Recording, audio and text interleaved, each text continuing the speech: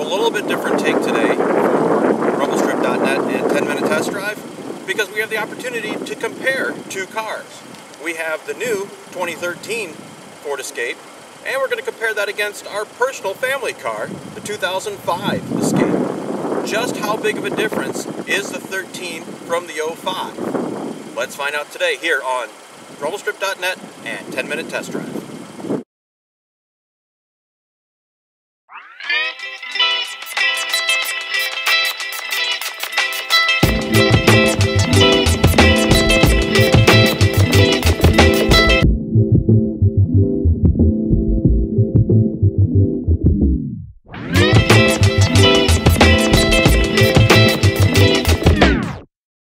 So getting a chance to review this 2013 Ford Escape is something that we've really looked forward to. Of course, it's the Ford Kuga for those of you in other areas of the world.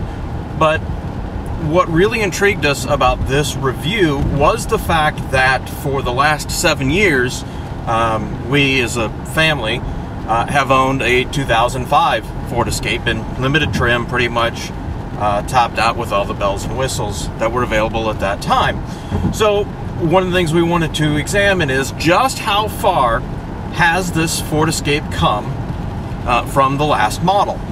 Now, for those of you not familiar, the last Ford Escape was pretty much the same vehicle, although it had mid-cycle refresh. Since 2000 is when it debuted. So from 2000 to 2012, it was essentially the same car. 2008 it had a refresh and some different items in the interior, a little bit, some changes to the grille. Of course, along the way there was a hybrid available. We personally have a front-wheel drive V6. This is a front-wheel drive 1.6 liter EcoBoost 4-cylinder. This is the same engine that we had in the Ford Fusion recently. And just like in the Fusion, we have to say in the Escape, this is a pretty solid combination along with this 6-speed automatic. Now, the question will come, having gone from the V6 and no V6 available to this 1.6 EcoBoost, do I notice a difference in performance? Just slightly. However, just that little bit of loss in performance is making a big difference in fuel economy. Now, fuel economy is obviously a big item of discussion these days, not only because of things that have happened with Hyundai and the EPA numbers they're posted versus what it turns out maybe it could have been. Ford is having some issues with their hybrids not getting EPA listed mileage, and there's been some criticism of some of the EcoBoost motors not getting the mileage that's listed as the EPA sticker. Now again, those aren't set in stone. If you actually look at the sticker, it says it's flexible, and we were close on this, but didn't quite get it, the mileage that's on the sticker. The sticker for this is 23 city, 33 highway, 26 combined. Now the 26 combined, we were actually really close. We're 25.5-ish, pretty close to that in a lot of mixed driving. In the city, we were seeing 21, 22, and on the highway, 30, 31. I'll take that, honestly, because in our front-wheel drive V6, we get 20, 21 combined, if careful on the highway, 23, maybe 24 on the highway. So that's a, you know, it doesn't sound like a lot, but that actually is a pretty substantial jump. If you go from, let's say, 23 to 30, that is, math in my head real quick, is that about a 40% difference? All right, we'll put a little annotation down here. I'll give you the exact difference. But, you know, it's enough of a difference that it will make a difference, or would make a difference, if we so choose to, say, get rid of that, which probably another year or two we will, and what we'll buy next. So what do we like about the 13 Escape here? Well, quite a lot, actually. Electric steering, also a big controversy of late, especially with the, you know, auto enthusiast crowd. And yes, this isn't a performance car of any kind. However, the steering on this is really good.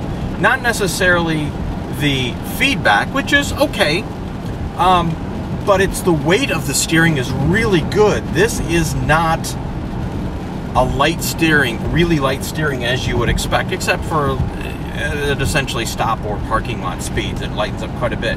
But as soon as you're at about 15 or 20 miles an hour, there's quite a bit of weight that's added to the steering wheel, and it's actually really nice. It's for me exactly the kind of weighting that I want in a steering wheel. You don't, because you're not prone to overcorrect. It just feels just the correct amount of weight for keeping your lane, or even if you're turning, you're not going to make sudden movements accidentally. As far as the instrument cluster, very nicely done, very similar to what's in the current Focus. There's a lot of similarities between this platform and the Focus. I do have to say my Ford Touch has been greatly improved in this version. We've had very few issues with voice commands. Some of the movement in between menus is not exactly crisp, but there's a little bit of animation there to sort of make up, to make it look like it's doing something, as it takes a little bit longer than you sometimes would like for it to change. Now, this is an SE model, so it's not base, but this is probably a volume type vehicle. It has cloth interior, which is actually pretty nice. I have to say that in the last couple of years, what Ford's been doing with their cloth interiors is much improved over what it was even just 4 or 5 years ago. There's no heated seats. It hasn't been a problem. Cloth seats, it's not so much of a deal unless you have leather seats, especially here in the middle of February. Today it is, I believe it's 34 degrees, raining, gloomy, overcast, so basically a summer day in Glasgow, right? It's been it's been pretty good. It's been relatively cold here in February, and it's messed up with some of our other tests, reviews of other vehicles we've had in, but that's not pertinent to this review. So heats up quickly, comes up to temperature quickly, so you can drive within a mile, and if you have your heat set to auto, it's pretty much starting to blow warm air at that point. That's very nice. Touch surfaces in the inside, very good. Very minimal use of hard plastic in high touch areas, which we like. The center console has a hard plastic against the side of it as a trim piece. It looks nice, but your knee tends to rest against it. It hasn't bothered too much, but if that was a soft touch piece, it would be appreciated. So the buttons on the steering wheel are nice, good tactile feedback, although they are leaned back a little bit too far for my taste. You have to, I would say, re-grip the steering wheel to make some of the adjustments, but maybe I just need longer thumbs. Hard to say. But pretty much every control you need is here at the wheel. Very little do you need to reach to touch the touch screen, and then you can also make adjustments via voice as well. And it has improved quite a bit, the voice recognition. So occasionally it'll have a little trouble with picking up what you're trying to say, but not too bad. Interior noise is good. It's relatively quiet.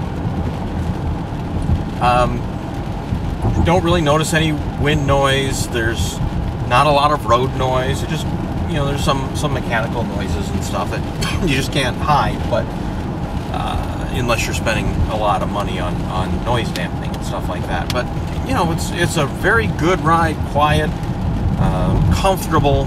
You can definitely do a lot of miles in this car and never really complain. Utility is good. Back seat room, very fair. The driver's seat adjusted for us. We can get in and out of the back, no problems, no issues with legroom. I do have to compliment Ford on the fold down seat in one area, in that in our car you have to take off the headrest to put the back seat down to lay flat. And here in this one, there's simply a button on the headrest that folds, turns 90 degrees and then folds.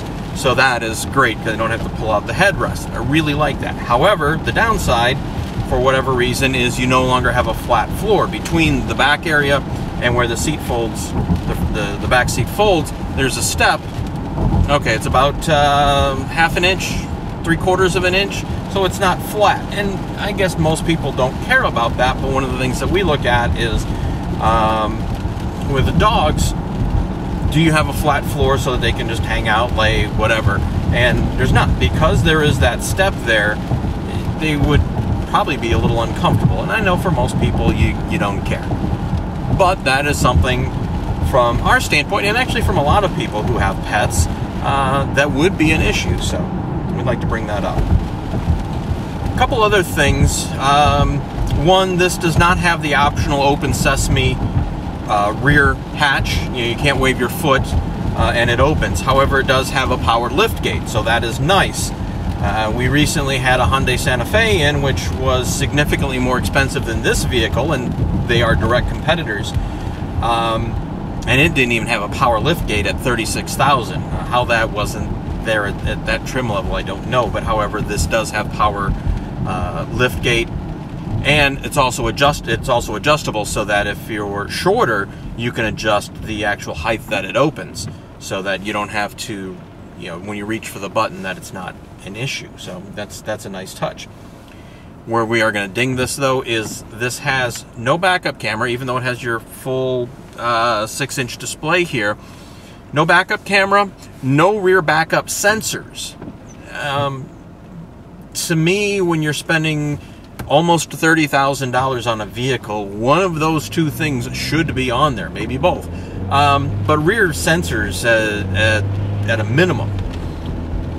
Another kind of nickel-dime part that we're a little disappointed on is only the driver's window is only express down, not express up, and that's the only one that has an express in it. The rest of the other three windows are all full. I mean, they're electric windows, but you have to hold the switch up and down. Again, I know it doesn't take that much effort.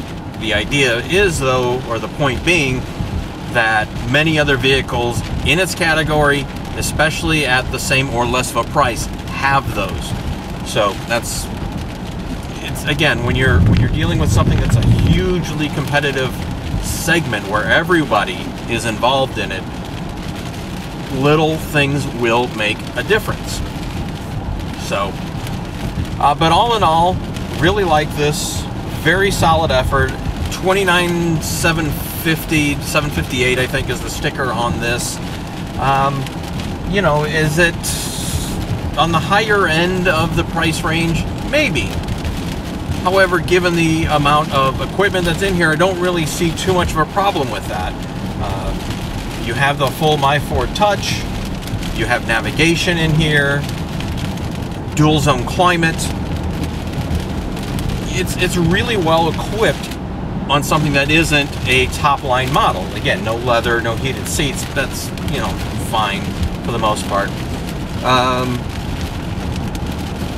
Really, really solid effort. You can see why this has been a very popular vehicle and a very much looked forward to vehicle.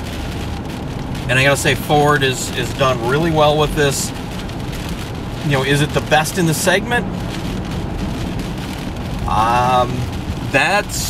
It's right there. There's a couple of Hyundai Santa Fe is very good. Honda CR-V, haven't driven it yet, but from all reports, it should be right there as well. Toyota RAV4, a little bit smaller, much less expensive. I would say not even close. RAV4 is fine, but it's nowhere near as good as this. So, all in all, our take on this is Ford has done an excellent job with this. One of the most important vehicles in their lineup, the new Escape or the new Kuga. And if you are in the market for a crossover vehicle, this is one you are definitely going to want to test drive.